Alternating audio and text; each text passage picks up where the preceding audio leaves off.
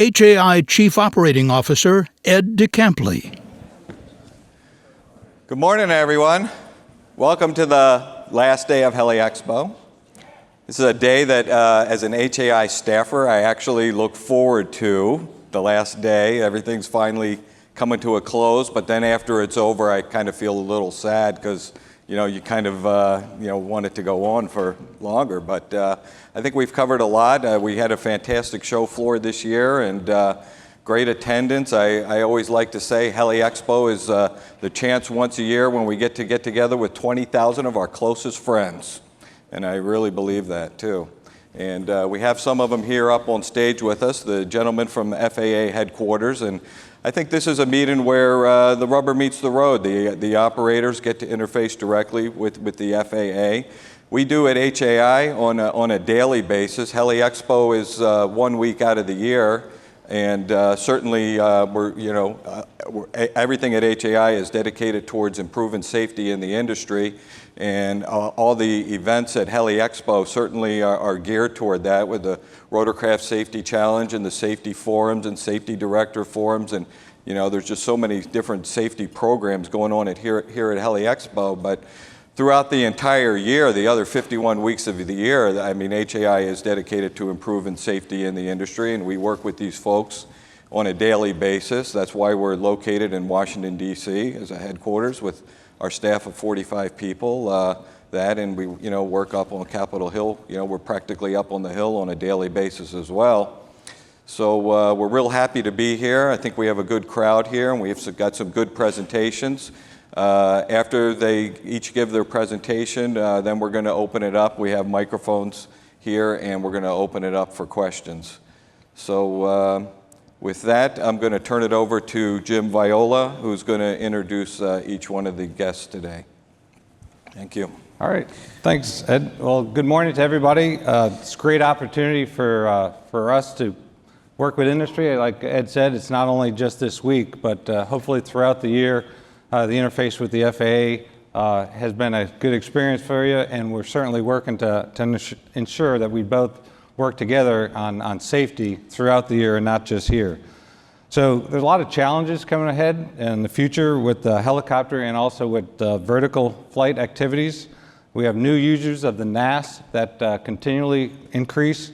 We have hybrid aircraft now that are starting to come online, and we'll hear some stuff from air certification and some of the operations where we're challenged now on how to properly regulate that, how to properly certify those type of vehicles. We have electric vehicles that are now coming forward. You got quadcopters, and then, in some of the new magazines, you'll see the manned drone by EHang. I mean, all kinds of challenges that, and other users of the NAS that the helicopter community here, the vertical lift community, and I guess as Matt was talking about on Monday, actually expanding that to the vertical lift, because it's not just helicopters. It is the UAS now that are also, as Matt was challenging this industry, to don't lose your customers, but keep that part of the work is just done, maybe 20% of the work now that you're doing is done by drones and UAS. But I still want to take the opportunity to remind everyone, the big things the FAA does, which is 50,000 safe flights a day, including helicopters, airplanes, all kinds of vehicles. And we try to maintain that safe system for everyone here. The safety courses here that HAI puts on are unbelievable. On the little app, I typed in safety, and 94 different events came up for safety-related events. And certainly, this is one of them here as well, because if there's issues out there, especially safety-related issues where we need to get better, we want to work with industry to make sure we do that. We also have the U.S. Helicopter Safety Team. There's a booth out there. The booth is 3803. If you haven't been by there, I'm going to do a little update of the U.S. Helicopter Safety Team and some of the things we're doing to try to make sure we can help on the educational side. And of course, on that educational side, we have the FAST team, the FAA safety team that works very close with the rotorcraft community, that doing safety outreach and ribs and rotors and all kinds of activities throughout the years, if you could participate in some of those.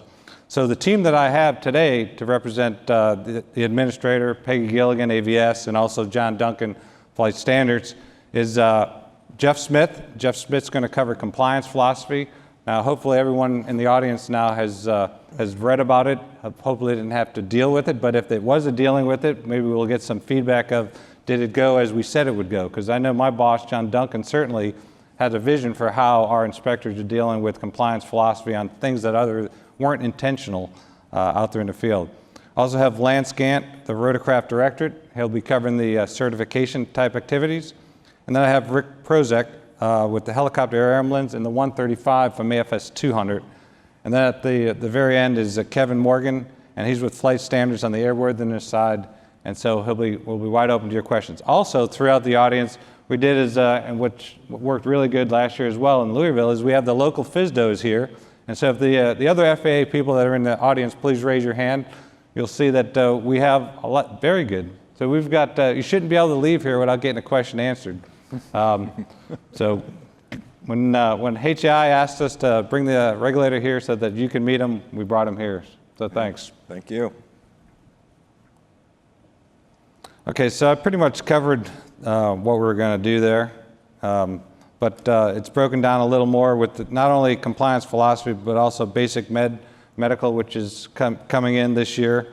The Rotorcraft Directorate priorities will be covered by Lance, and then the 135 again by Rick Prozek.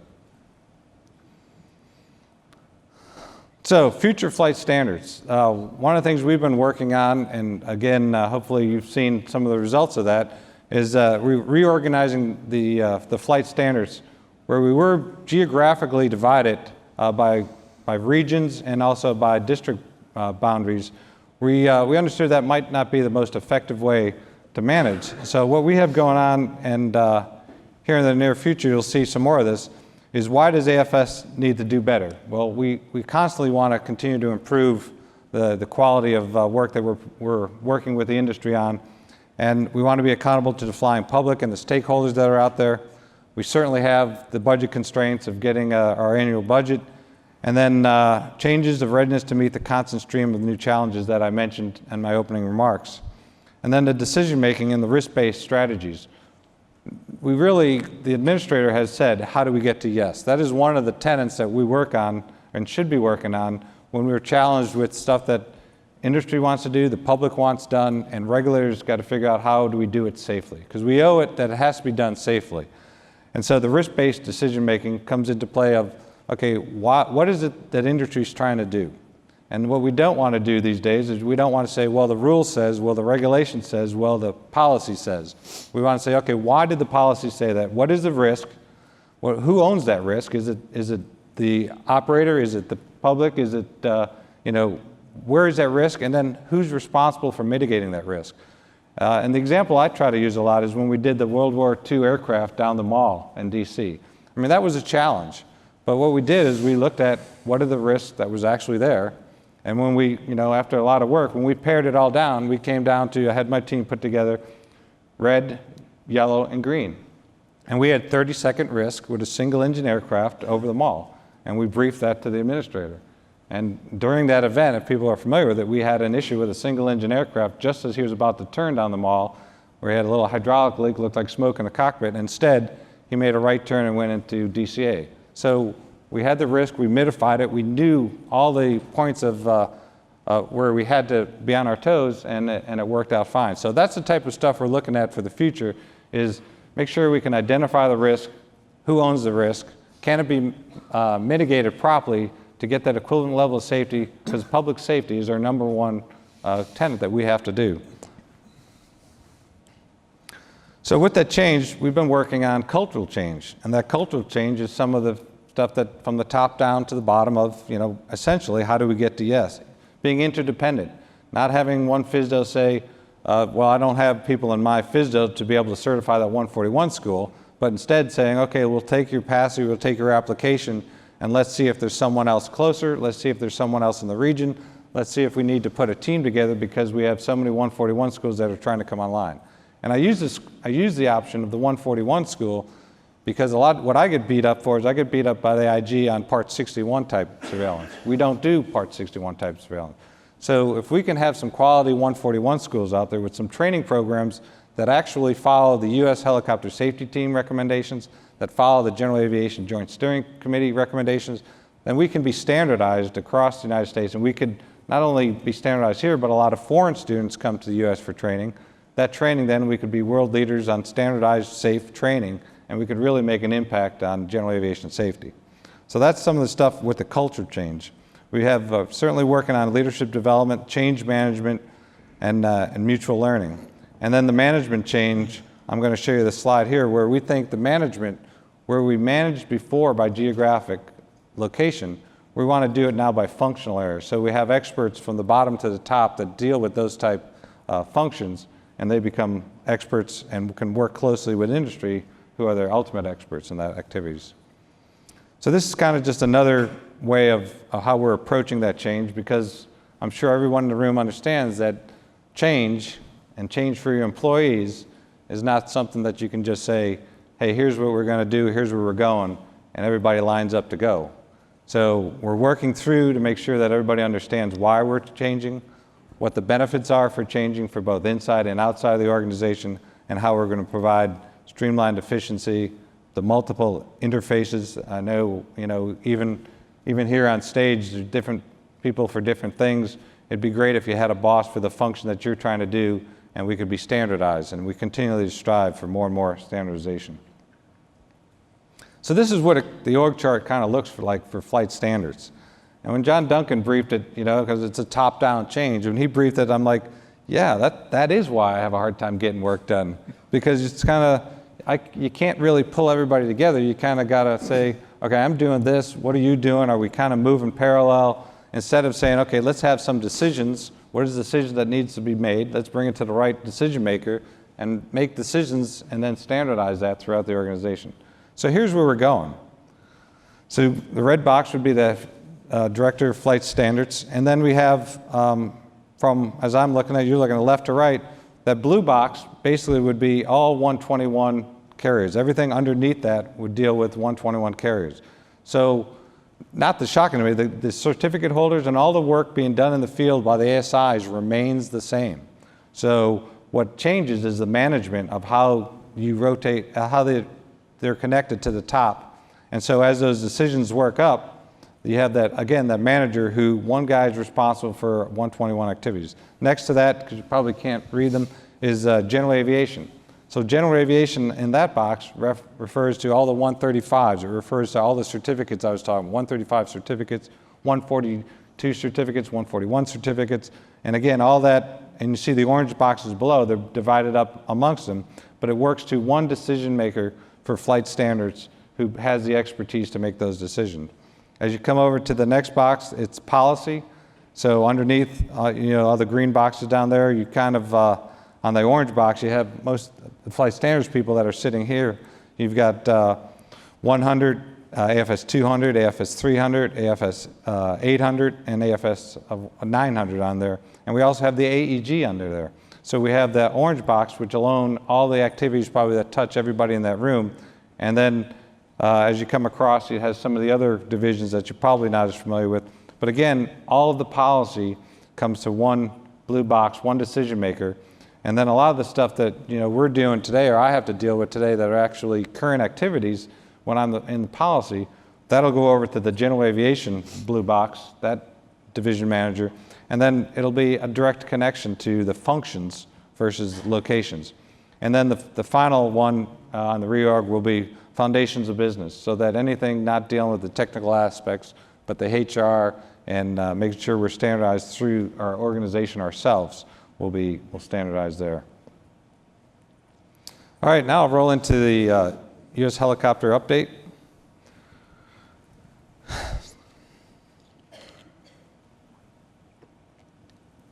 So as you can see, the fatal accident rate, we do have a good trend going. We did by this time everybody knows we had that spike in 2013, but we keep that trend going. And it's a lot of the work that's being done by volunteers maybe in this room. Do we have any volunteers from the U.S. Helicopter Safety Team in here? All right, there you go. Very good. So we got a couple here. Lots of hard work going on, and I'll give you the update here of what they've been doing. So in 2016, we did a commitment renewal. Of course, IHST, the International Helicopter Safety Team, has come out with a vision of 0 accidents, and we also accept that vision of 0 accidents. While we wanted a metric, we wanted some intern goals to get there. CAST worked very well for the commercial aviation industry. GAJSC is helping with the fixed wing side of the house, and the U.S. Helicopter Safety Team now is going to do the same. So we adopted 20%, an additional 20% of what you saw there by 2020, and we're going to concentrate on those fatal accidents. Basically talked about the CAST and the GAJSC procedures, and what you're looking for is a common taxonomy team, and what they're looking at the priority occurrences and the categories. And what they've done is they've went back and a lot of hard work from the team members and looked at 100 fatal accidents they evaluated between 2009 and 2013. This is what they found. You can see the categories, and what that leaves us is the categories of what we're going to focus on in the top 3 occurrences of those 104 fatal accidents. You can tell loss of control in flight. I'm sure you heard unintended flight into IMC. We certainly can get better there in the community, in the helicopter community with IFR training, and certainly with all the new simulators and different training devices that are out there, and then the low altitude operations. They also went into and looked at it by industry. So the top 4 industries with 61 fatal accidents, 52 of those were tied to the 3 priority occurrence categories, were tied to loss of control in flight, the unintended IMC, and the low altitude operations. So you can see the private is still where we have to get the message out there. And I think we can do better when we get to the ACS, the Airman Certification Standard, replaces the practical test standards. We need to look at the requirements to become a private helicopter pilot. They don't have the same training that an airplane guy gets on the IFR side of the house. And certainly we don't get that till a little later down. And there was reasons for that before, when technology kept a lot of the instruments out of the helicopter. But nowadays with the glass cockpit and such, that might be an opportunity to really help out. So the status, the loss of control was completed in January. The IMC completed in February. Now the low altitude evaluation should be completed this month. And then what will be developed is what we call safety enhancements once they're complete. And what we do with those safety enhancements, those are ones that we publish for voluntary compliance out to the industries. And we come up with training programs or training recommendations that will help in those areas. We also have a new outreach team, and the expertise of the teams currently, we have SMS, as you can read there, systems and equipment, the training, of course, which is, like I said, is a big one. We have human factors, infrastructure, maintenance, and flight data monitoring technology. What that means is that if you're working on that in your industry or in your business, use the stuff that's out there in the U.S. Helicopter Safety Team. Go to the webpage and see all the work that's been done by experts that get together and put those training programs and those pamphlets together. They've got 30 seconds for safety videos. They got 5-minute safety videos, all kinds of things that you can integrate into your safety programs that are already developed for you. All right, I'm going to cover some restricted category aircraft information because we added these.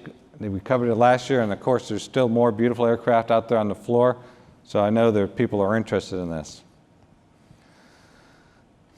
Of course, the 2 related issues that always come up is how is the aircraft certified, and then how is it operated.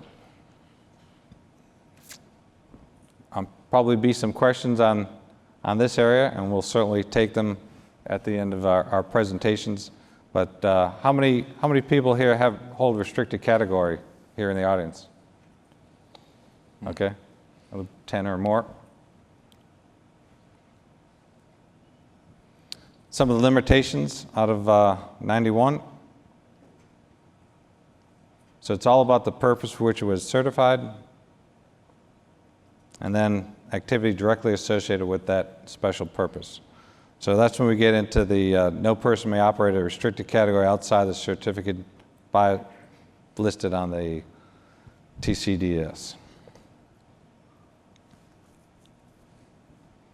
And some of the allowances for the training.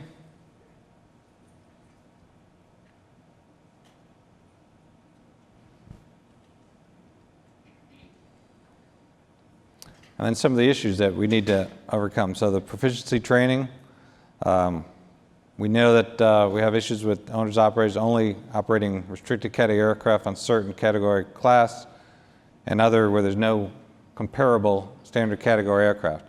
And we really understand that, as far as when we talk about safety or what makes sense as far as training, to have to sign somebody off in an aircraft they're not going to fly every day for the work and for the purpose of doing it, it doesn't make a whole lot of sense. So we're doing our best to make sure that, again, you train, you check, and you test in the aircraft that you're actually doing the work in, because it makes sense. We know we have some work to do to get there, and we're going to do that.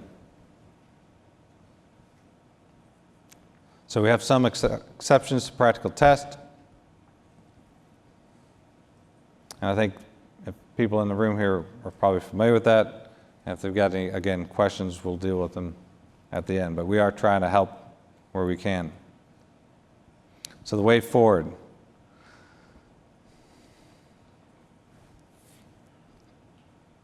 We know, exemption is rulemaking by another form.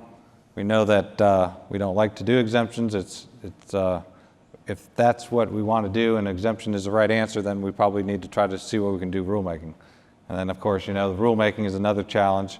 But those are certainly opportunities that we look for when we can, and we'll see what we can do there. So we are amending 91-313 in order to allow the training.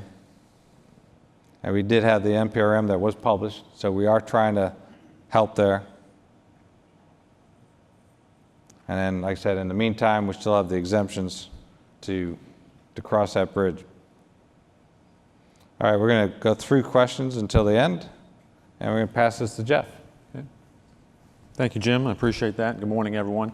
Again, I'm Jeffrey Smith. I'm with the Compliance Philosophy Focus team within Flight Standards, and I've got a few slides on the compliance philosophy, and then I'll talk about the basic med a little bit. But Jim, thank you for teeing up the compliance philosophy. A lot of what you spoke about will apply here to the slides that I have. Jim mentioned risk-based decision making, and the compliance philosophy certainly falls within that. Jim also mentioned that many of you in the room have probably already heard of the compliance philosophy. And if not, just a quick summary is it's a change in the approach in the way the FAA deals with regulatory or statutory deviations that are found, violations of the regs, if you will. And instead of the FAA starting with enforcement and beginning immediately to collect items of proof to put into an enforcement package that might ultimately result in either a certificate, suspension, or a civil penalty, the idea is that we're going to start with trying to remediate the situation, either through remedial training or through counseling, or perhaps even for simple infractions, just an on-the-spot correction.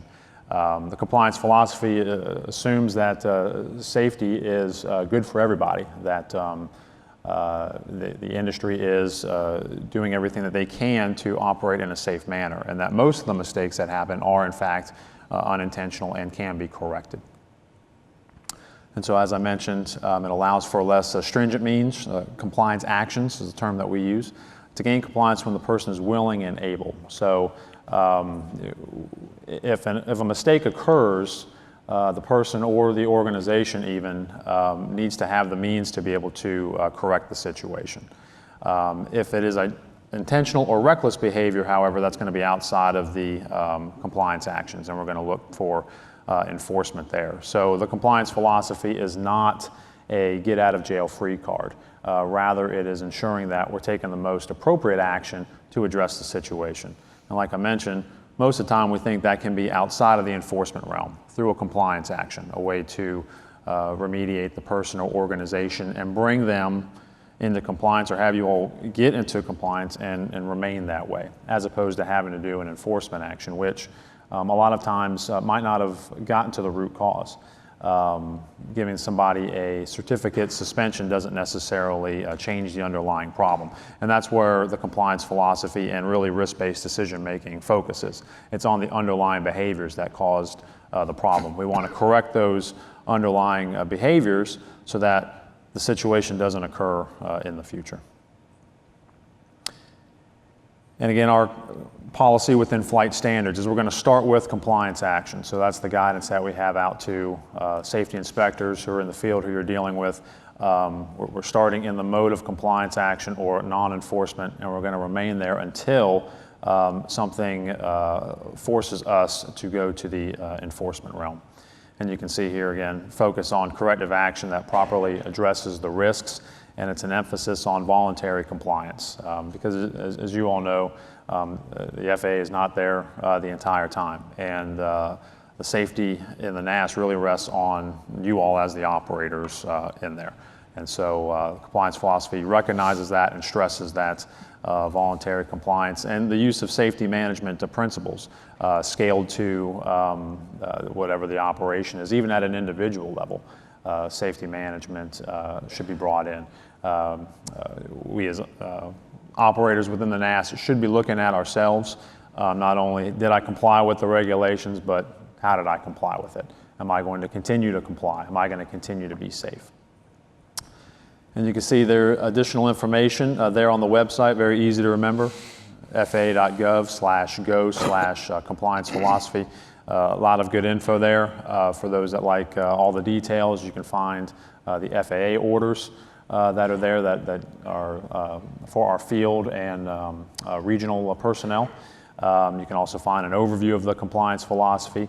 There's a speech from Administrator Huerta when the compliance philosophy was introduced, as well as a brochure that not only describes the program, but also talks about the Pilot Bill of Rights and discusses the rights that you have as airmen in terms of PBR. And if there's any questions on compliance philosophy, we can get to that to the end. But one thing I will say before we move on to Basic Med is Jim mentioned change management in terms of the restructure of flight standards, and we have applied change management to the compliance philosophy as well. So Jim stated, you know, anytime you're changing something, you can't just change the guidance and put it out there and expect everyone to immediately adopt to it. And that's especially true of a workforce within flight standards over 5,000. And if we include all of aviation safety, air cert, airspace medicine, we're looking at over 7,000 people. And we've used change management principles, which is really just a structured approach to making sure that we're supporting the people side of the change. So a lot of internal messaging, town halls from the administrator, town halls from the associate administrator for aviation safety, Peggy Gillian, from John Duncan, training along the way for our workforce, messaging for the workforce, and outreach here that we have at events such as HAI and HELI-EXPO, excuse me. So, you know, we want to make sure as an organization that we get this right. Okay. Okay, so quick review of Basic Med. All right, so the basics here, and many of you are already familiar with it. Again, we'll go through these slides here, and if there's any questions, again, we can get them at the end.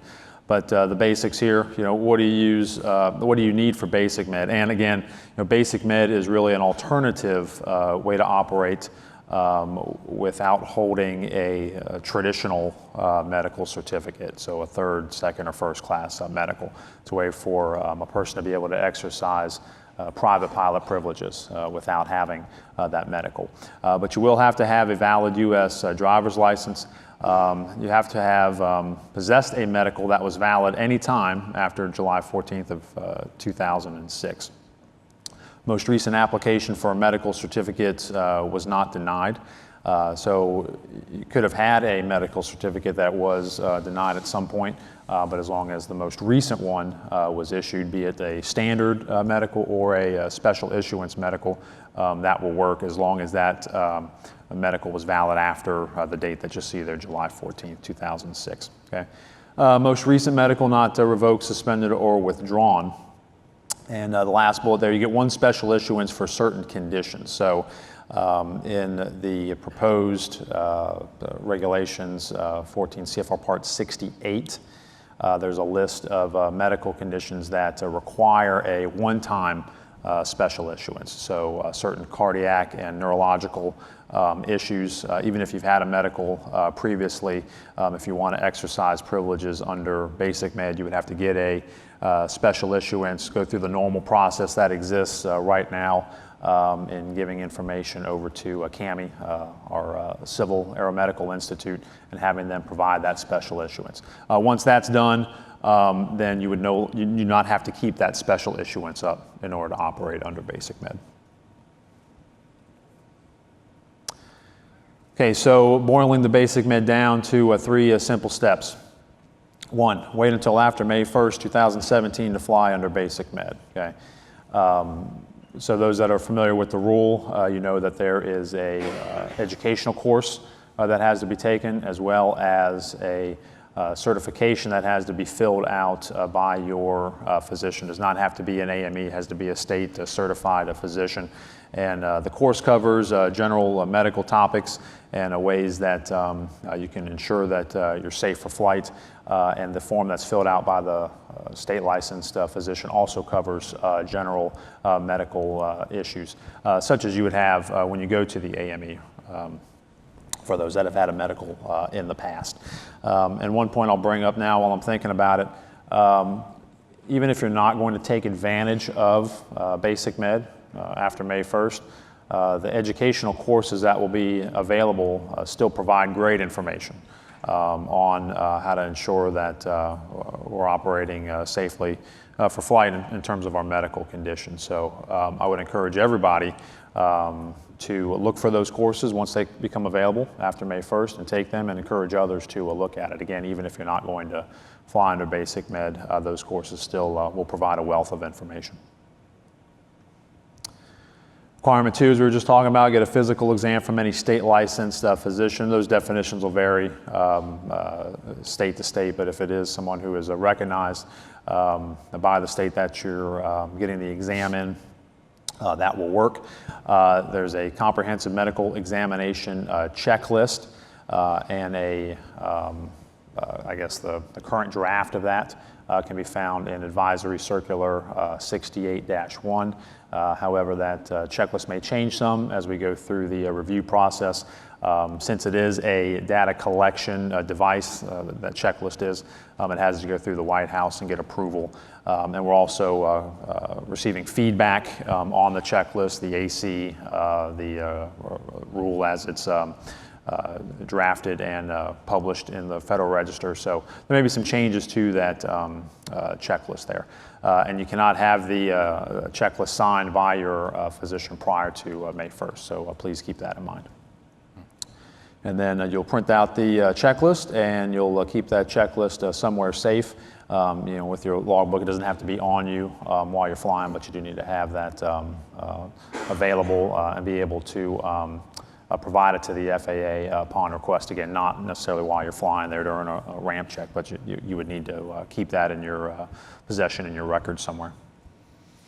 And then requirement number 3, take the free online course. So we're still working with, the FAA is still working with potential course providers, and there is requirements for those courses that those providers will have to meet. But they will be offered for free, and again, I encourage anyone to go take it, even if you're not going to be using Basic Med. But if you are going to use Basic Med, then the online course will have to be taken once every 2 years, 24 calendar months to be specific.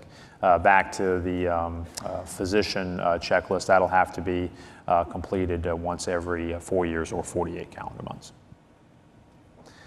When you take the course, you'll be attesting that you understand all of the requirements that are in there. You'll provide your physician's name, state license number, address, and phone.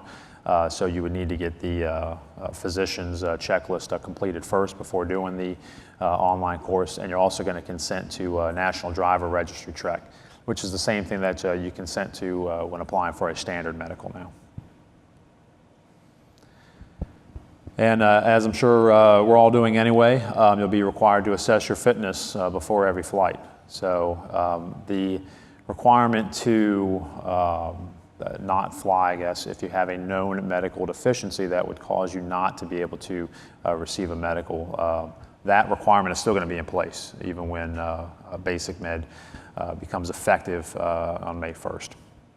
Did I pass the I'm Safe checklist? Illness, medication, stress, alcohol, fatigue, eating, checking that every time before we fly, which is just good practice anyway. Am I clear of the effects of prescription and over-the-counter drugs? Of course, there is a listing of drugs that you need to consider if you've taken them before you go fly, and those can be found on some FAA web pages. And do I have any risk factors for sudden incapacitation, and is there any degradation of sensory capacity? And again, you know, none of this really should be new. These are things that most of us are probably already doing anyway before we go fly. And what aircraft may fly under basic med? So any aircraft authorized to carry 6 occupants or less, and it has a maximum certificated takeoff weight of not more than 6,000 pounds. And some of these requirements that are here that you see on the slides and that are in the regulations are adapted from law passed by Congress. And what can you do under basic med? Well, passengers, not more than 5. Flight rules, VFR or IFR, instrument flight is allowed as well, but no compensation or higher, so basically operating under private pilot privileges. And many of you are probably aware that there are some exceptions in 61-113 on when you can be compensated as a private pilot, and all of those exceptions still apply for basic med. So you can be flying under one of the exceptions that's listed in the rule using the basic med privileges, and that's okay. But you won't be able to fly beyond 250 knots or less than 18,000 feet to MSL, and this is only going to apply within the United States because a basic med is not something that is recognized by ICAO or any other international standards. It's solely a U.S. program. And that's it on basic med. And again, we're happy to take any questions at the end of the presentation. And with that, I'll pass it over to Lance. Yep. Thank you. Again, Lance Gant, manager of the Rotorcraft Directorate right here in Fort Worth, Texas. And just going to go through some of the activities we have going on with the rotorcraft community and nationally. First, I'm going to talk about air transformation, which is really an introduction, if you will, to the activities we've had going on with respect to streamlining certification, but also the work we've been doing to reorganize aircraft certification, much like flight standards. We recognize that there's a lot of new entrants into the NAS. We have global manufacturing. So a lot of things have changed for us. Then I'll get into some of the policies and rulemaking activities we have going on in the community. So air transformation, overview.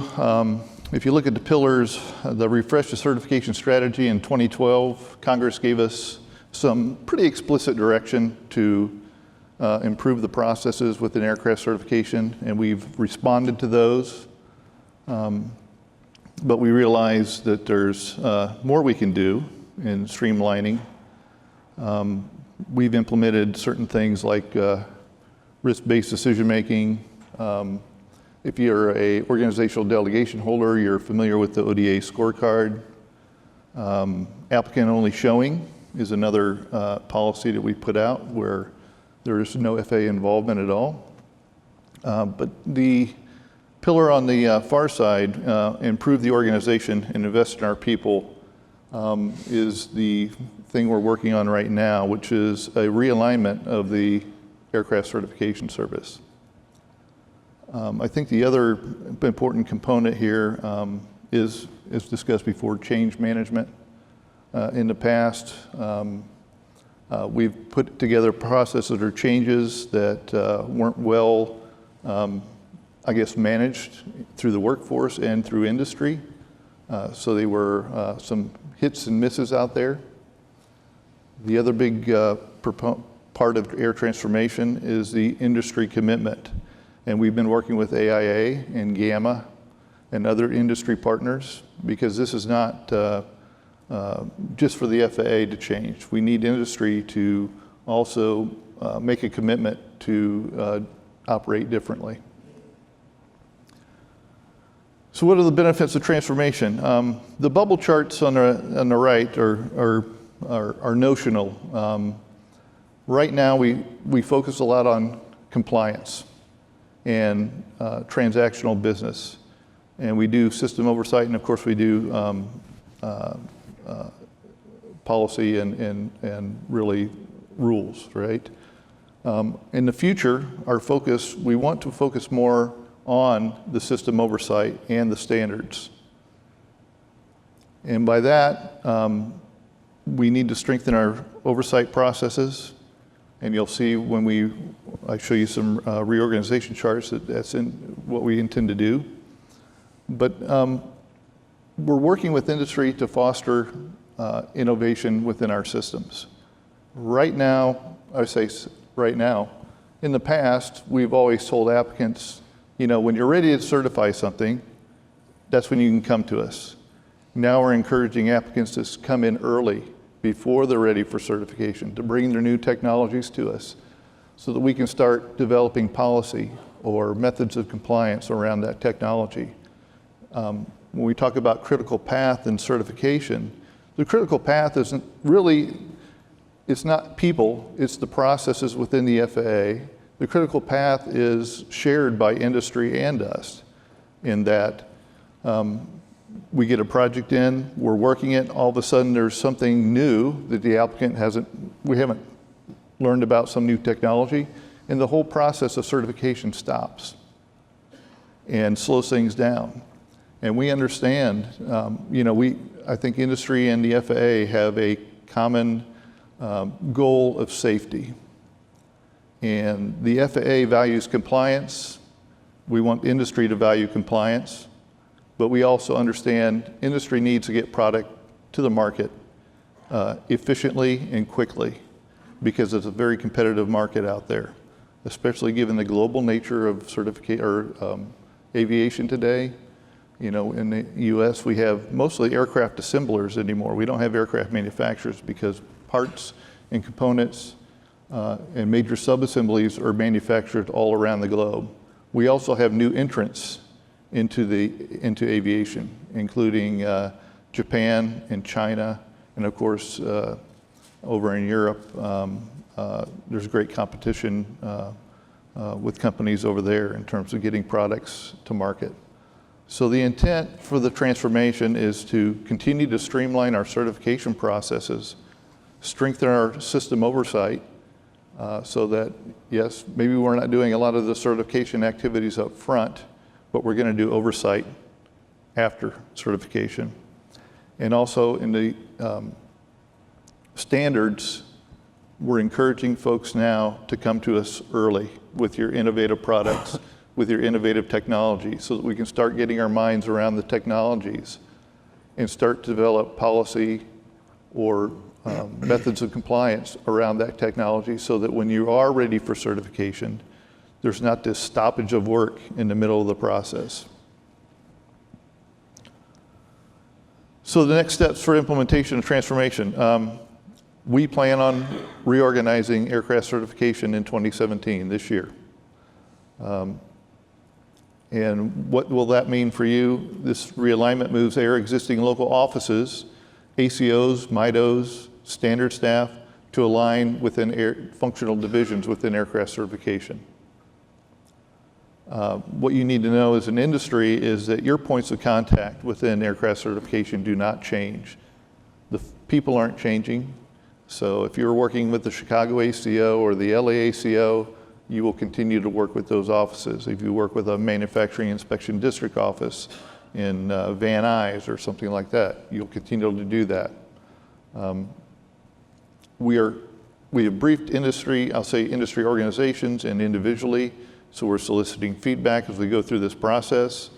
The other important point is that as the outcome of the realignment, the directorate structure goes away. And I'll talk about that here a little bit.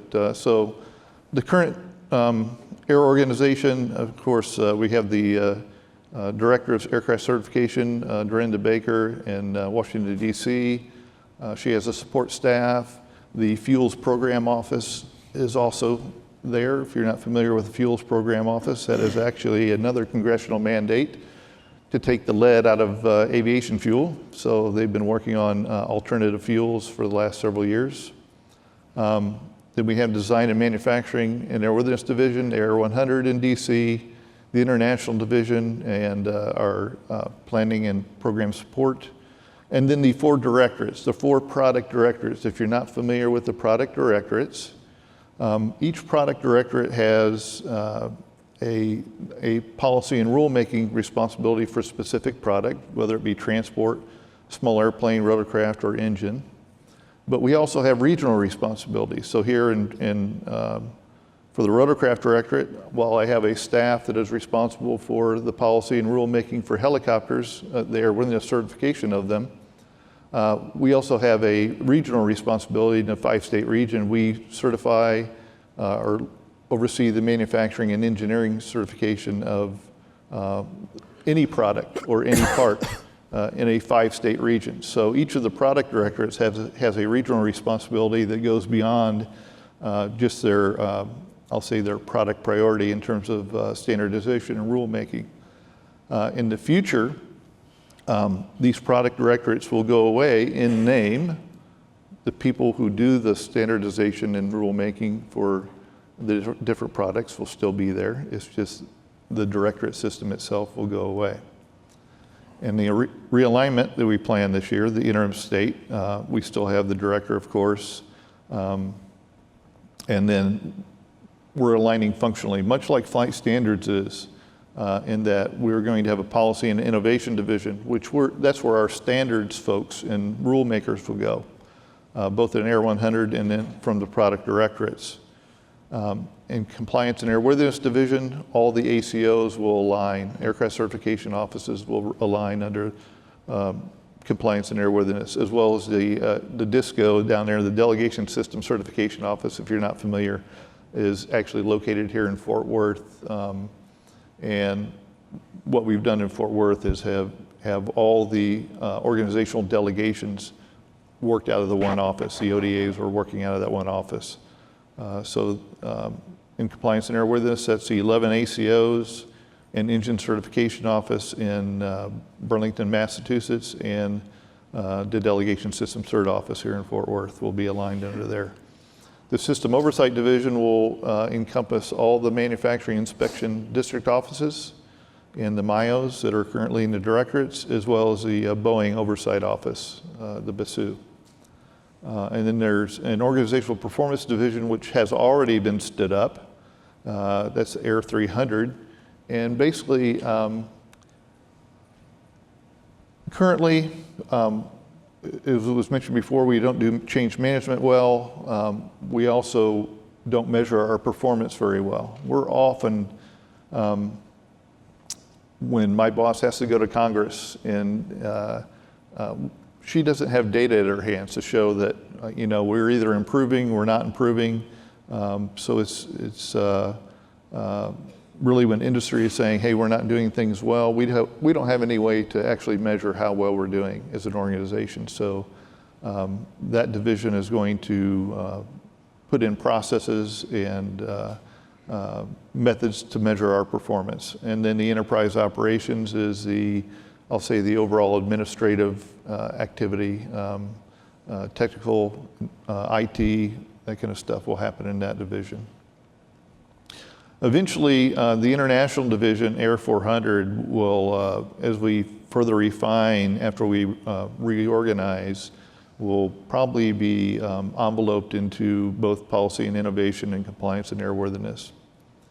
The intent in the future is that in compliance and airworthiness, that all validation activity, all international interactions will happen through that division, as well as all continued operational safety. All the airworthiness directives will be signed out of there. I'm going to jump now to some of the activities within the Rotorcraft Directorate and what we're working on. The Rotorcraft Occupant Protection Working Group, we talked about this a little bit last year. I can tell you that there's been a lot of pressure from Congress on the activities going on within this working group and outside of this working group, mainly around the crash-resistant fuel systems. The ARAC itself was stood up last January. They finished the cost-benefit analysis in 2016. What they concluded was that, yeah, the standards are good, but there's no cost benefit for newly manufactured rotorcraft to pursue immediate full compliance with the rules around crash-resistant fuel systems and seats and structures. But they're continuing their work. We defined the next task for them earlier this year, and they're going to continue to move forward. What we've asked for is which paragraphs of the occupant protection standards can be made effective within 3 years, and when can we achieve full compliance? What can we achieve full compliance with in 10 years? And we expect this task to run through the rest of this calendar year and finish up in 2018. But like I mentioned, there's a lot of congressional interest around crash-resistant fuel systems, and that's due to some accidents in the past in which there were thermal injuries to the occupants who survived the crash, who either later succumbed to those injuries or who continue to survive today, although with significant injuries. So, Section 2105 of the FAA extension back in 2016, they made explicit, I'll say, a shot over the bow to the FAA saying, you guys better do something about crash-resistant fuel systems or we'll do something for you. We have asked the working group in the ARAC to consider what safety improvements could be made for the existing fleet, as well as for new production aircraft. And we've also asked that working group by the middle of May already have proposals for us for crash-resistant fuel systems. The folks in Washington, D.C. on the Capitol Hill are not very patient with us. I think I've been up there 3 times now and had numerous phone calls, as have my staff, explaining where we're at, and we're never moving fast enough for them. You can expect that probably fairly soon you'll see some activity around getting crash-resistant fuel systems, or at least parts of a CRFS on new production aircraft. I should point out that industry has already started voluntarily making improvements, and there's at least some aircraft in production today that are actually going to be incorporating fully compliant crash-resistant fuel systems, and those that are in production today already have at least partially compliant systems. So that's the good news. I think the next shoe to drop, if there is a shoe to drop, if we do get CRFS into new production, basically our turnover based on the stats our staff has is we turn over maybe 2 or 3% of the fleet a year. You're talking 12,000 aircraft on helicopters on the U.S. registry, and only a 2% changeover in with new production. There is hints again from Congress that they want to know what we want to do, what we're going to do about the existing fleet of aircraft, particularly again around crash-resistant fuel systems. That's the political hot button. And my staff will tell you, and they're right, there's really more bang for the buck to get improved seats and structures when you talk about survivability. You know, that's really where we'd like to be, but it's the crash-resistant fuel systems that has the attention of the lawmakers right now. Now moving on to bird strike. We talked about this a little bit last year, and a large increase in rotorcraft bird strikes, a lot of them penetrating either the, as you see here, the lower bubble structure or even the windshields. We've had some very close calls with impacts with birds. And the chart there shows the number of bird strikes reported on helicopters. There's been a dramatic increase. I've heard different theories from different folks on why. Certainly, there's a thought that there's more birds today than there were in the past. And I had one person talk to me and say, yeah, once we got rid of DDT, killing the insects, and the DDT was killing off the birds, you know, that increased the flocks. And also the bird size is increasing. And I think I mentioned this last year, or at least at another forum, just like the American, at least my waste is increasing, so the birds are getting bigger. They're obviously eating better. So we asked for and got an ARAC. Tasking was approved to establish a working group that is due to report out in October 2017. Currently, Part 27 has no bird strike requirements. The normal category rotorcraft, Part 29 does, but it's for I think a 2.2 kilogram bird. I'm looking over at my staff, that's the right number. So is that the right number as well? We need to look at that. The working group is well supported by FAA and EASA, the USDA, OEMs, and actually windshield or transparency suppliers as well. They've, as you can see, met 4 times, and we expect their final report to be available by the end of this year. We went through this last year's current rotorcraft rulemaking. You say FY15, so it was approved for action in FY18. We call this miscellaneous Part 27, Part 29, because it's really cleaning up rules that have required special conditions or issue papers or equivalent levels of safety. Once we get these rules in place, we won't have to do those processes anymore. Again, those special conditions and issue papers and e-losses really slow compliance time because they have to be processed. A special condition can take up to 6 months to get processed, which would hold up a certification for that amount of time. So we're still working on getting these miscellaneous parts approved. And then, as you can see at the bottom there, NPRM will be available for comment this year. Don't know the exact date, you can ask my staff, but sometime this year the NPRM will be out for those rules. Proposed new rulemaking, this was last year. We've got approval to again do some special rulemaking around SAR, 30-minute AEO, and other affected regulations. Again, trying to get rid of these requirements, or trying to change these requirements so we can quit issuing special conditions. We issue special conditions and have a lot of special conditions on SAR, not so many on the 30-minute all-engine operating, but again, these all interfere with the certification process, and I say interfere in the terms of it slows things down because we have to pause to get this special condition, which is a rulemaking, out and into the public.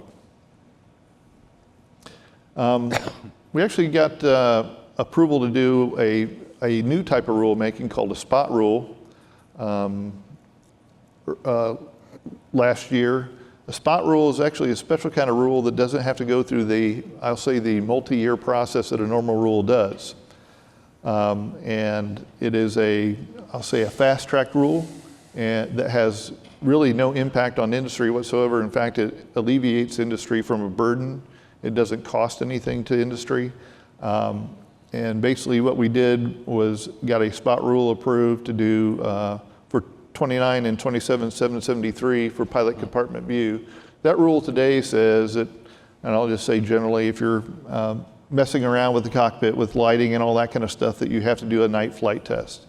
And what we found through our experiences, sometimes a night flight test is not required to evaluate the interior lighting and reflection in a cockpit. Sometimes you can do it in a darkened hangar, or if you put a tarp over the front of the aircraft to block out all visible light, you can do that cockpit evaluation without actually having to fly at night. Not in all cases, but again, it is a relieving rule, and we expect it to be published later this year. The Part 27, Part 29 rewrite. So industry, we haven't been involved in this, but industry has been getting together to look at 27 and 29 to see what we need to do for future rulemaking in those areas. Really, the impetus behind this was the Part 23 small airplane rulemaking, which was completed late last year in terms of a final rule, but Part 23 has gone completely performance-based with guidance material to give ways to comply. We haven't seen the industry recommendations yet. Maybe somebody from industry can maybe comment on this, but I don't know that we're going to see a wholesale rewrite of 27 and 29 like they did in 23. That's my earlier indications, but the industry is coordinating all this and will be reporting out to us hopefully toward the end of this year. And once they do that, they'll provide us recommendations, and that's the point where we will initiate formal rulemaking. Okay, policies. The rotorcraft safety continuum for Part 27 systems and equipment policy statement. For those of you in the audience, this is the single engine IFR, our response to the single engine IFR white paper. We're not referring to it as single engine IFR white paper because really, well, one, we already allow for the IFR approval for single engine aircraft, okay? The whole white paper was revolved around the cost and the certification process around the equipage of the aircraft for single engine or for IFR period. So we have developed, the staff has developed a policy around a safety continuum, and you'll see here in a minute, that addresses 1309, 271309, and how you comply with that rule. The complaint we had from industry was that the current 271309 interpretation drove you to the same standards as a transport helicopter or a transport airplane when you're certifying the equipment, systems and equipment in the aircraft. We heard you, the staff took that on, and basically they developed a continuum, a tiered approach, much like Part 23 had done many years ago for the class of aircraft. And basically the design assurance levels required, or the proposed policy is we'll make reductions in the design assurance level for different classes of aircraft. And here are the classes now. Whether you're class 1, well, you can read that, class 2 or class 3, class 4 will define the certification rigidness of those systems and equipment. And I believe, I'm going to look over here at staff, is that policy now out for public comment, or is it getting ready to go? Thumbs up, thumbs down? It may not be posted yet, but it is basically released now for public comment. So it should be posted very soon. We'll be looking for industry comments on that. Again, this is our response to the single engine IFR white paper the industry proposed about 2 years ago. So you won't see us refer to it as that because really that paper was all around the rigorous certification around 1309 and what was required by our policies. The three-letter word I hate, inlet barrier filter. I say I hate that because this has been an ongoing issue now for a couple of years, but basically we have an IBF policy statement. This is not new policy. As we've reiterated before to industry, basically this policy has taken guidance material that has been around for 30 plus years and really put it in a concise paper so that people understand that when you're certifying an inlet barrier filter, here's the considerations you need to have. There was a lot of energy around it last year, and at the responding again to industry, we have worked at setting up an SAE committee to look at those compliance methodologies.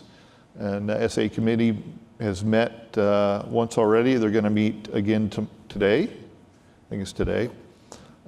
Looking at alternate compliance methods. So our compliance methodologies have been out there, like I said, for decades.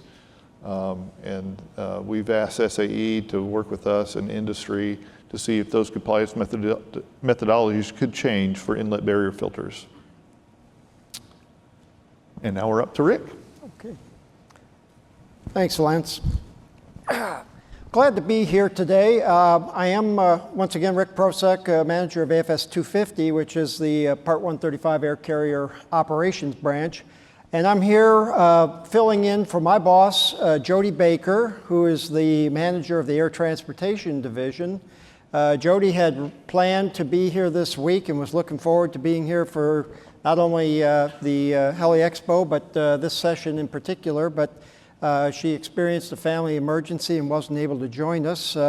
So I've just put together about, I know you're anxious to get your questions to Jim, so I'll breeze through real quickly the 85 or so slides I've got compiled here, and then we'll get on to the lampooning. Just a few quick topics here that we'll address relatively quickly.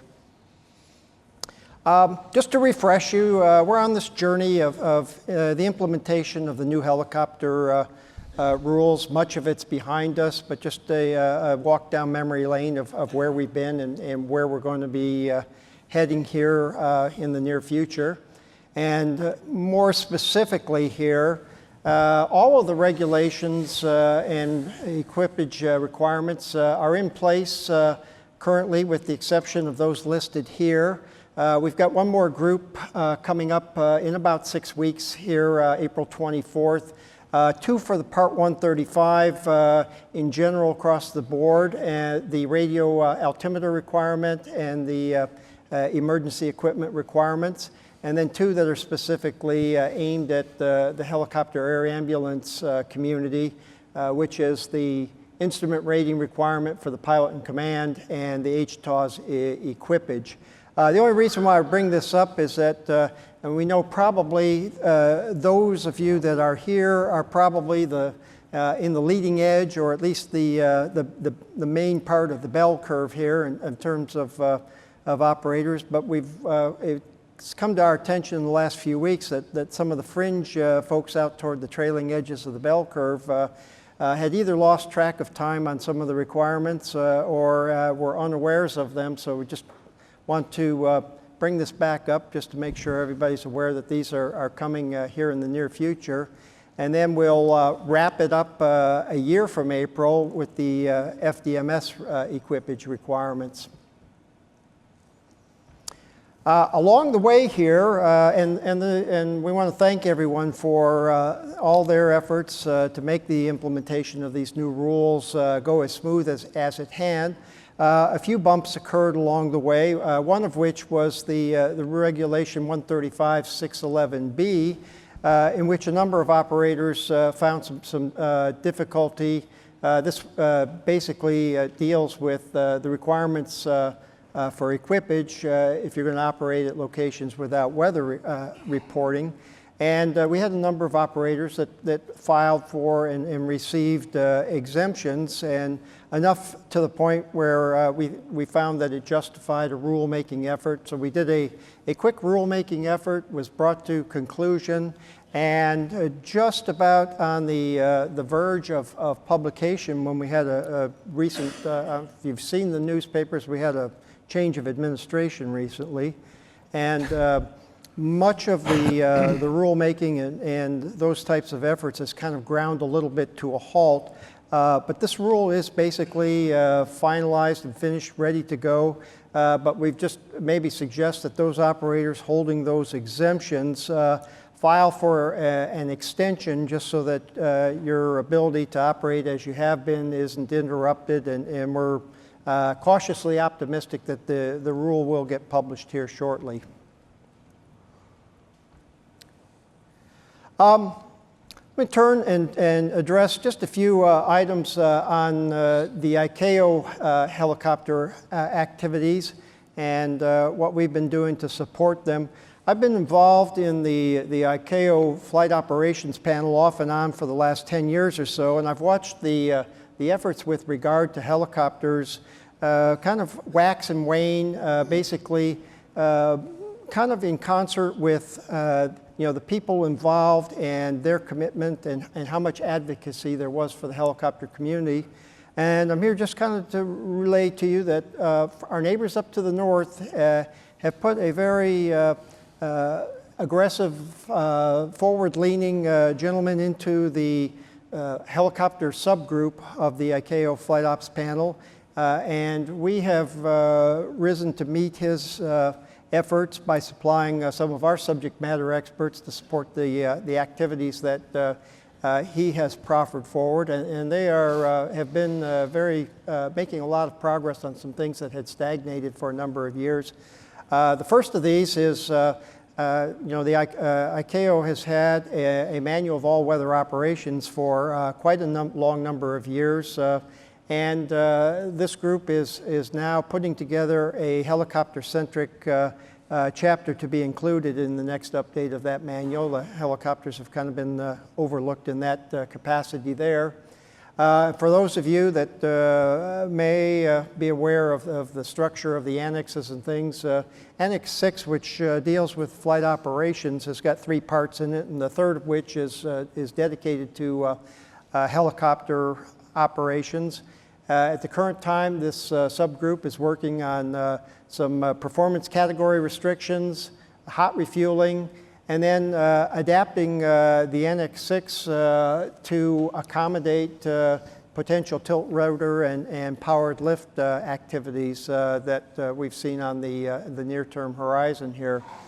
And then finally, one last activity that they've been involved in is an examination of fatigue issues as they relate to helicopter operations. There's been, in the past number of years, an awful lot of work and effort gone into the commercial air carrier aspects of this, and that has also spilled over into dispatchers and maintainers, and the helicopter aspects have sort of been overlooked, and they're working on those efforts there with some human performance specialists and other subject matter experts.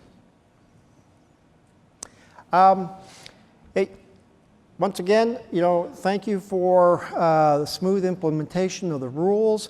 However, we do realize that from time to time questions and issues come up, and you may be at a loss for where to turn. Certainly, I just wanted to remind everybody that your first source of that help is from your principal inspector, and certainly they're not necessarily available 24/7, or they take vacations and whatnot. So we do have at headquarters a Flight Standards Helicopter Air Ambulance Focus Team. Even though it's got that air ambulance in the title, these folks are tuned into all aspects of the new helicopter rules and are able to answer those questions. The 3 individuals listed there, Tom Lupersbeck and Andy Pierce, are from AFS 250 on the flight ops side, and then Brian Verna from over in the maintenance division.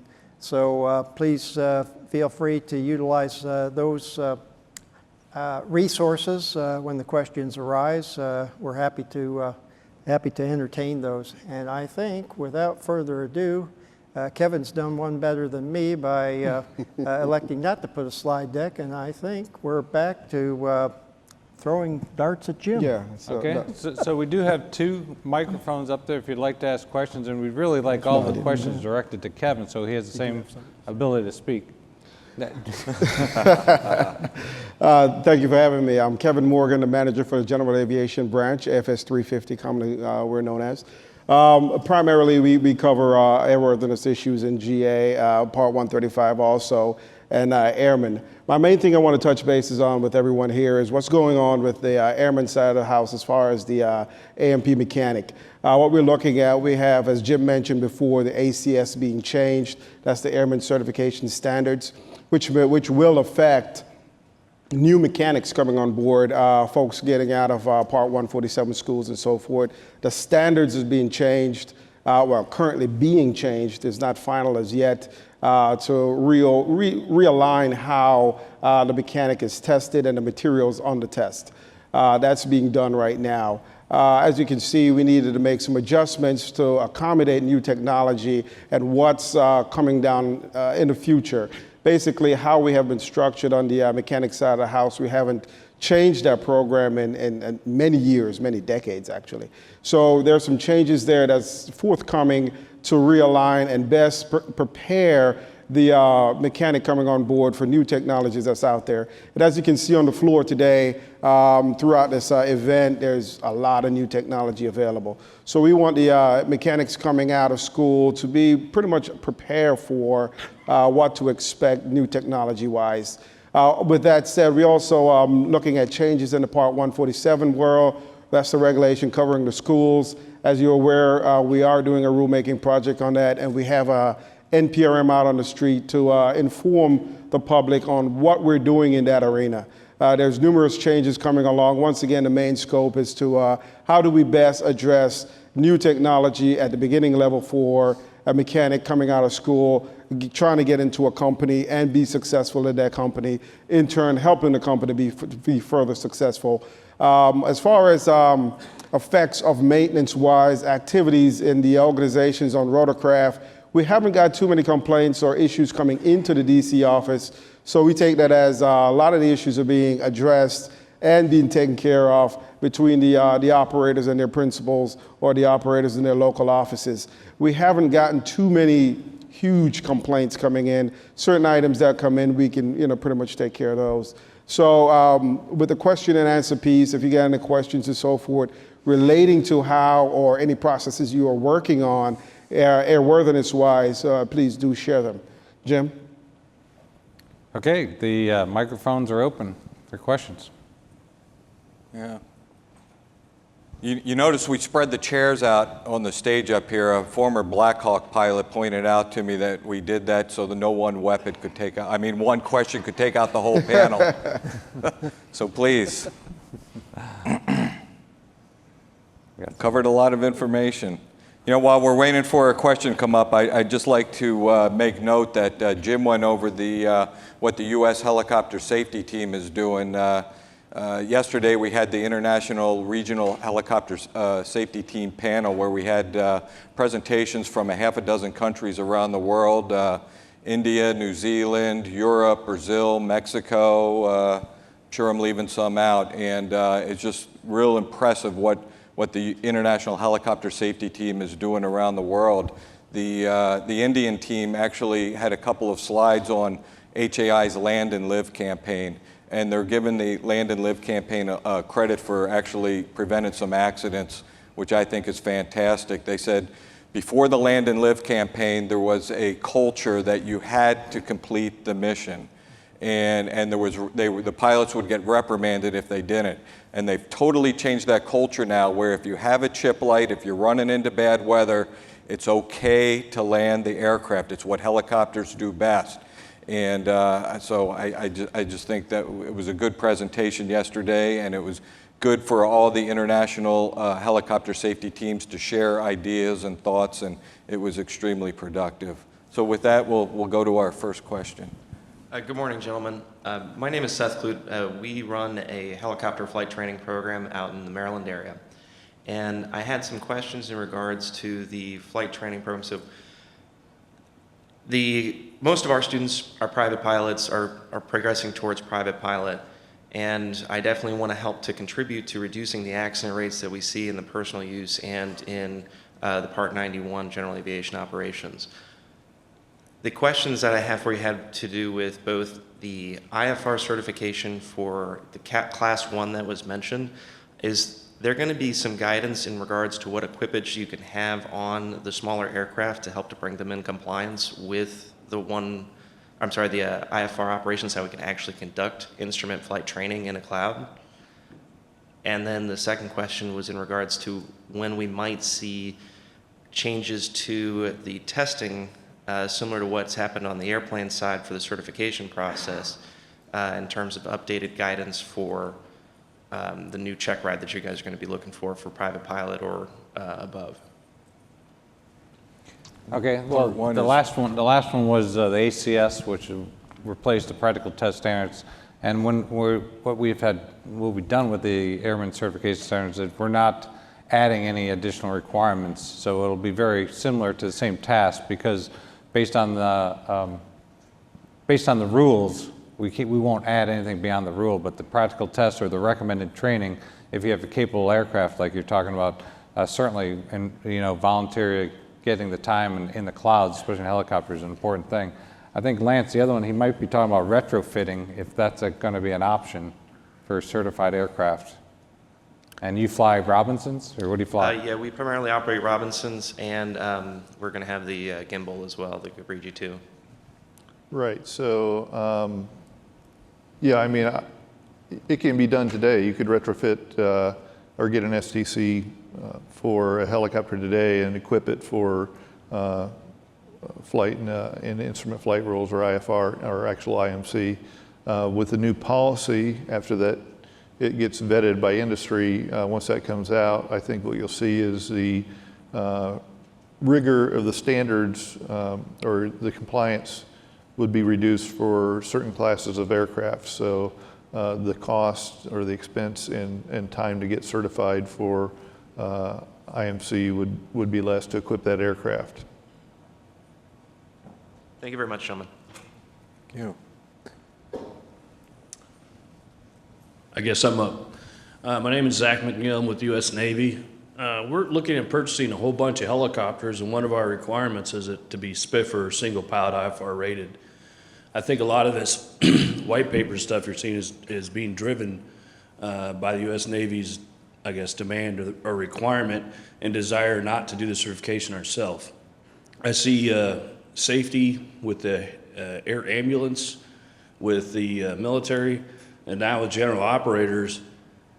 The response that you have alluded to, I haven't seen it through Department of Defense or Department of Transportation kind of avenues, but what I'm curious is it going to do enough to help industry be able to get those certified in a relatively short period of time?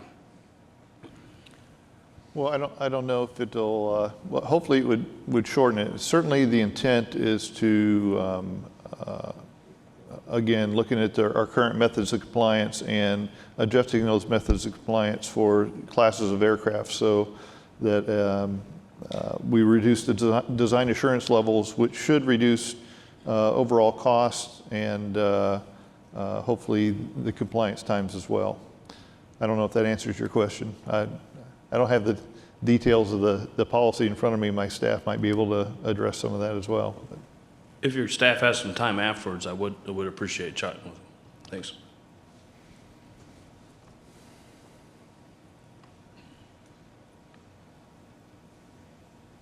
I'm Frankie Marrero, and I'm a DER, but a lot of my customers are applicants, operators, or restricted category. And I have two questions. First one has to do with publications. There is a requirement that the operator, when they receive or apply for a TC for restricted category, they need to have access to the publications that are provided by the U.S. Army on these aircraft. ASAMs, SOS, and the process to do that is through a government form DD 2345. The holdup right now is that it's not very easy to get that application approved. A lot has to do with that office, the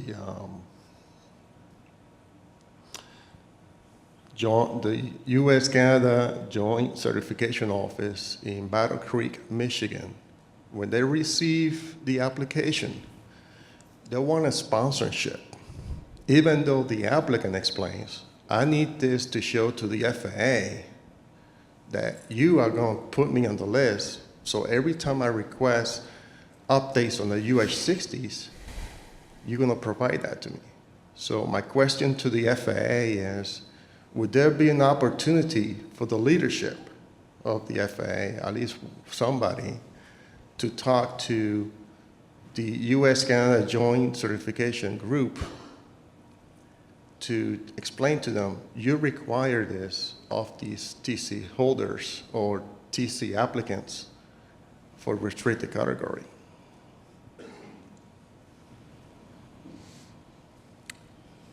I don't know, who's it?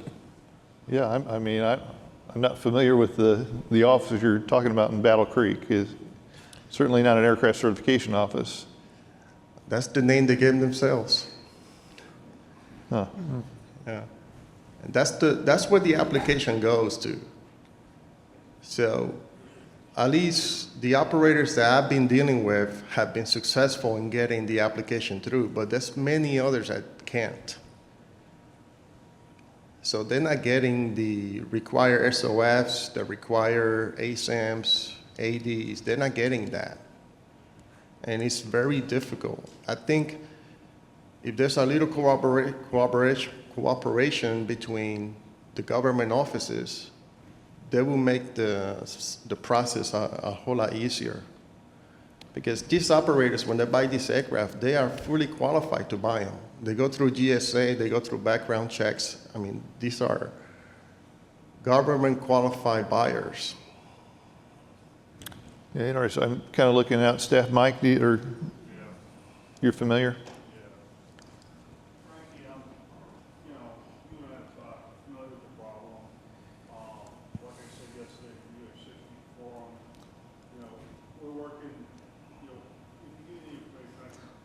Could- Trying to talk to the Army, but we're also working workarounds.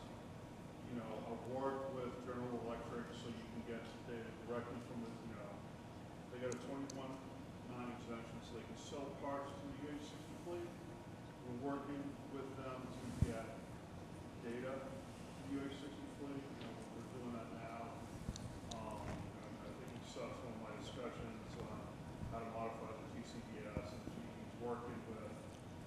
GE's working with how to, what portal to put that on. So that kind of alleviates the need to sponsor, you need a government, what they're implying, the Army's implying, you need a government sponsor for these civilian. It'll just be recorded. Yeah, in the back, do we have a roving mic we can walk around? Because it's hard for some people to hear. If we can go to one of the mics so they can get it on the recording.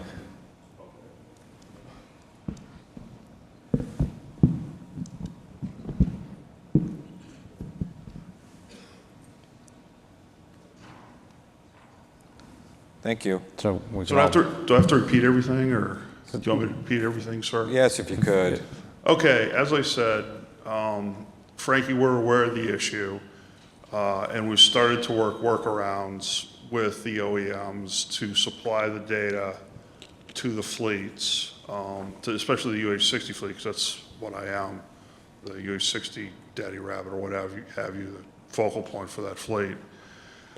We've worked with GE so they're going to get a portal so the users can get the current data. And Sikorsky yesterday signed up with Sikorsky 360 so they can get the current data for the UH-60s. The alert service bulletins, and the various other products that you can get through Sikorsky. We're using that right now because the Army, there is difficulty with the Army because they want a sponsor for, these civilian products, or they want a sponsor because they're just used to giving information to a government entity, and clearly your applicants aren't government entities, they're civilian contractors. I can work, give me the information on who to contact in Battle Creek, and I'll at least try to call them. I don't know if we'll get anywhere, but like I said, we're using workarounds right now with industry, and they've really stepped up so they can continue to supply data to the fleet to keep the fleet safe. Mm-hmm.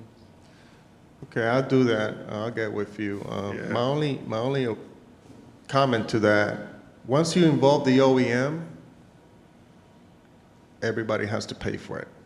When you deal with the government, all you have to do is get qualified and get the information to maintain your aircraft. You don't have to pay for publications. Yeah, that's true, but the Army no longer has to support these helicopters once they sell them.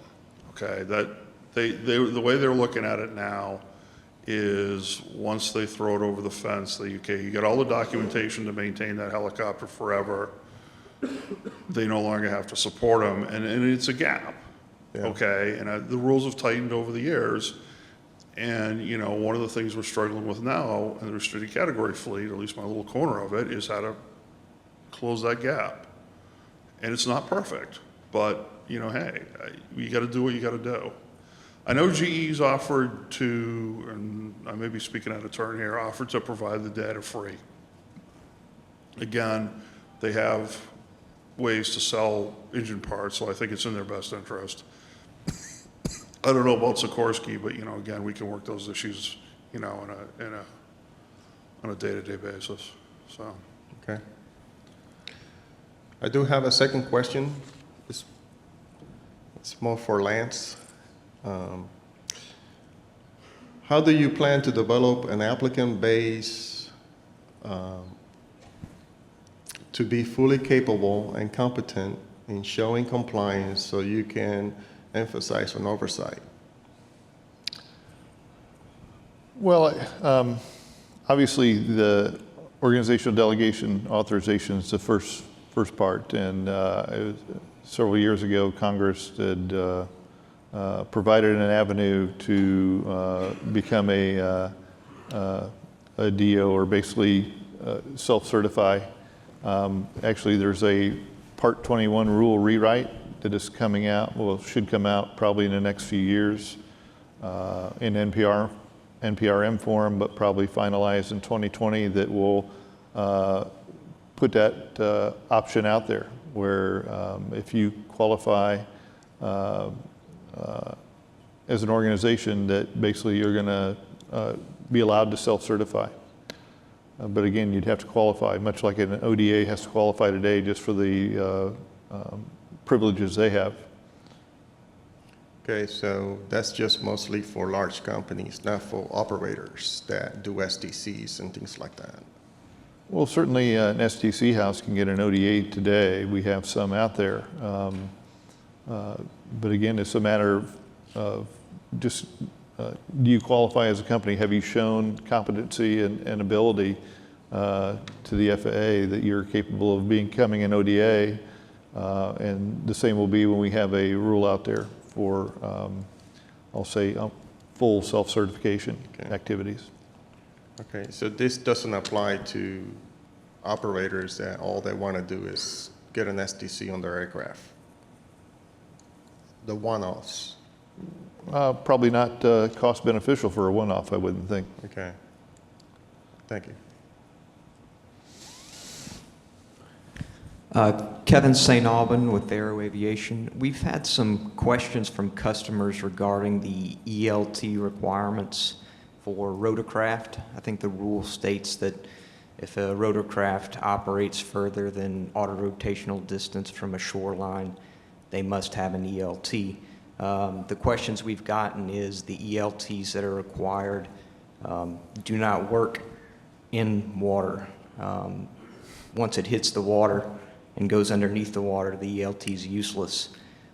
So why the requirement for an ELT that is supposed to be used over water by the rule does not work if it goes underwater? Can you clarify, just so that I can give to our customers the reasoning behind that? We've just gotten questions. Well, Do you know what- is Focus team, any insight there? No. Yeah, I mean, we'd be glad if you want to, talk to one of us afterwards, actually, what rule you're trying to have clarified or policy that requires it. I would hope, though, that voluntarily you're putting in one that meets the minimum performance level and actually would work in water, so that it actually serves a benefit to, to your customers. That's the case. It's the Part 135 rule that now requires the ELTs. And the ELTs that are listed by the rule do not require a water-activated ELT or anything like that. Okay, we got Andy going to address that. Good morning. I can't speak to the TSOs and so on that determine performance of these devices. Certainly, if the ELTs that are available on the market that are covered by the TSOs are not buoyant or don't have a means of continuing to transmit effectively after immersion, that's outside of the scope of the rule that required the ELTs to be put in place. Those are excellent questions, and I encourage you to take those questions to the folks in the certification branch that develops the technical standards orders that cover these ELTs.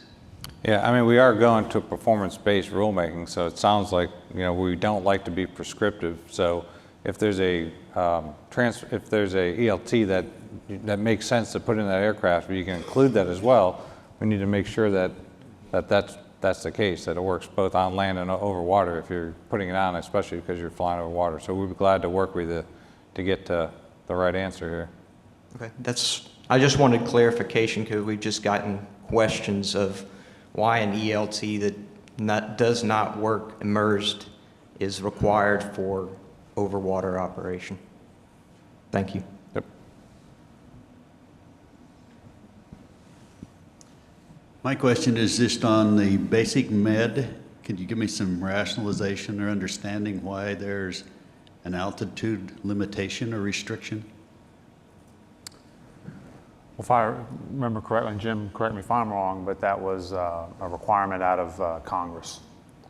And so a lot of what is in the basic med requirements follow verbatim in most cases what was passed in the legislation. Yeah, we did not stray at all from the legislation so that there would be no, and we were able to go to direct to final rule without feedback because we changed nothing that was written as it came from Congress. Okay, so we need to talk to Congress about that. Well, there was a lot of debate that went on with the medical. ALPA was heavily involved. EAA was also heavily involved. I'm not sure if HAI was involved, but there was a lot of things that got stuck in there that was traded. So yeah, there's nothing we have changed on that rule that wasn't legislated to us. It's kind of restrictive if you've got a craft that qualifies and you're at 18,000 and you need to go to 22 to get out of weather. You can't do it. Right. Okay. Thank you. Yep.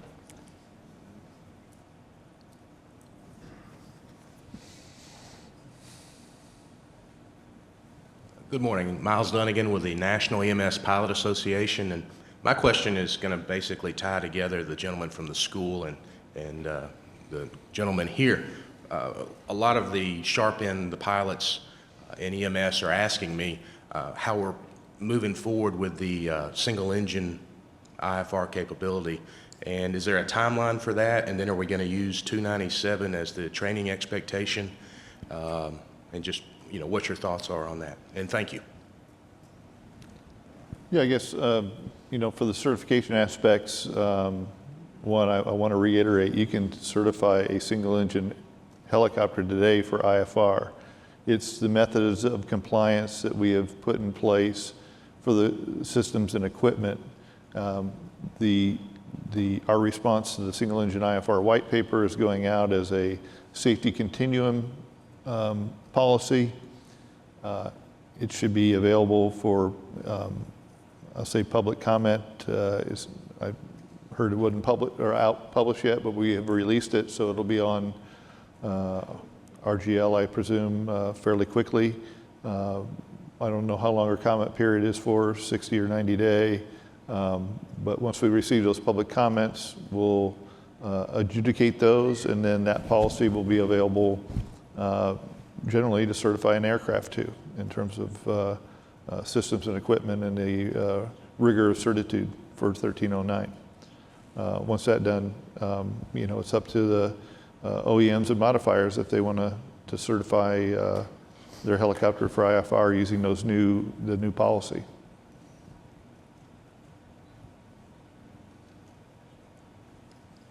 Morning, Les. Chris Meinhardt, Air Methods. Question for you is, in regards to the President's executive order, is there any updates that you could give us on how that may affect the agency when it comes to rulemaking or exemptions?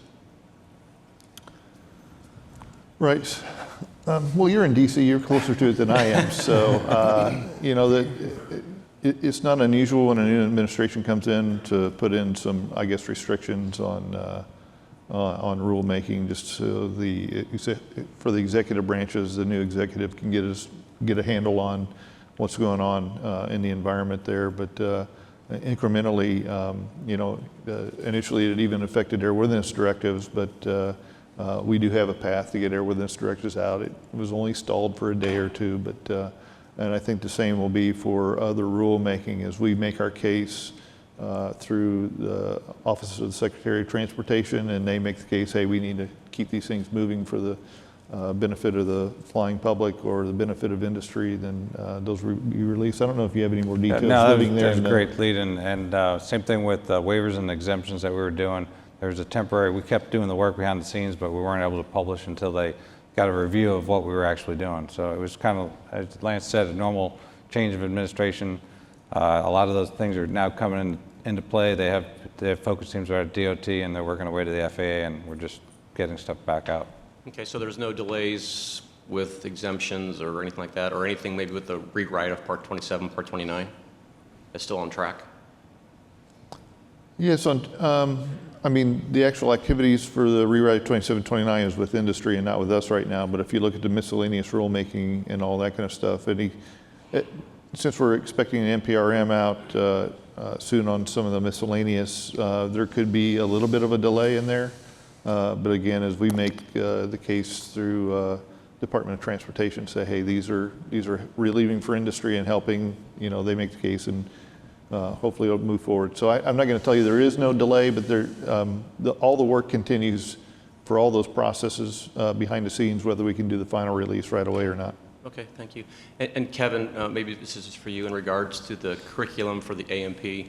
Has there been any thoughts, I'm not sure how far you guys are down the road, but any thoughts of getting industry involved from the helicopter side, the fixed wing side, whatever, to actually see what we're lacking when it comes to a new AMP in the field? Yes, we do have industry as a part of the group. We had a Federal Register notice that went out about a year ago soliciting folks from industry to participate, and we did select some folks from industry to participate. So the actual ACS, as far as what's being written for the airman AMP type, is being written by the industry folks, their recommendation, and then it's turned over to the FAA for review and acceptance. And if we disagree with certain items, of course, we'll put those items in there and go send it back to the ACS group to review. But yes, it is primarily coming from industry, not the agency. Oh, sorry, I missed that NPRM. Thanks.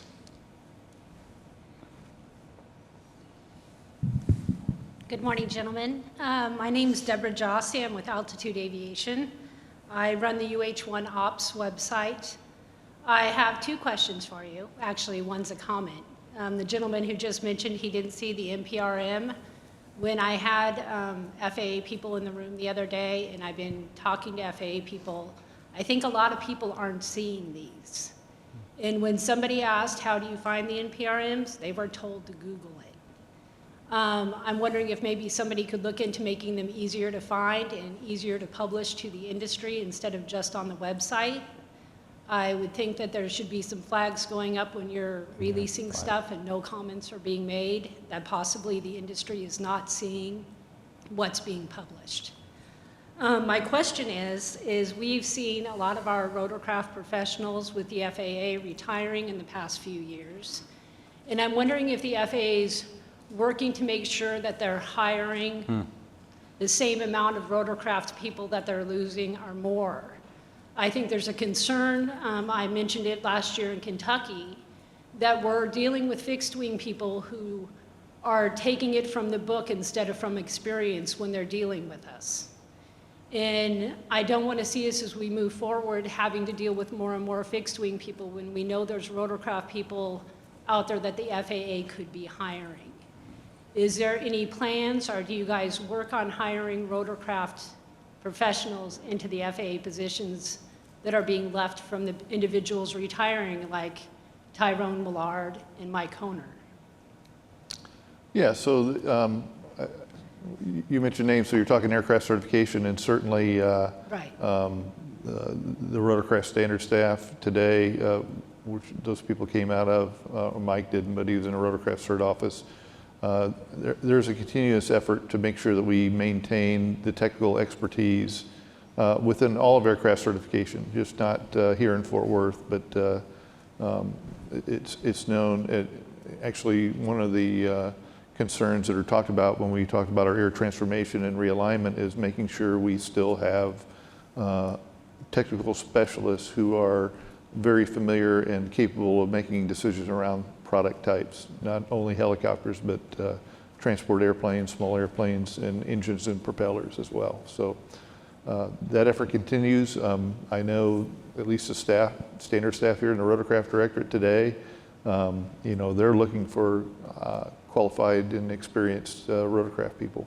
Okay, I wanted to see that there were ads being put out that were looking for rotorcraft. I mean, we're still seeing and dealing with at the FSDO level a lot of young guys who come in that are good guys and want to do their job well, but they are not familiar with rotorcraft. And when they're interpreting the rules as they've learned them, it's difficult. There's a learning curve there. So I appreciate that you guys are doing that. And thank you all for coming in and talking to us today. Yes, and for the rulemaking, I guess if you want to read the Federal Register every day when it comes out, with all the Federal Register publishes all the rules coming out of all the government, and you know, it's basically a daily publication. And but you know, is there a sign up that you can sign up for particular rules only dealing with rotorcraft? that I don't know. I don't think so. There is? There is. Yeah. Oh, is there? Yep. We'll see what we can do at HAI about getting those published in Rotor Daily as well. Yeah, I there think you go. that Good, would yeah. behoove all of us, Yeah. you know, for Yeah. safety and making sure if you want feedback that you're getting it. Yeah. Okay, My thank staff you. over here is saying there is a Industry. process to be able to get those. So. Good suggestion.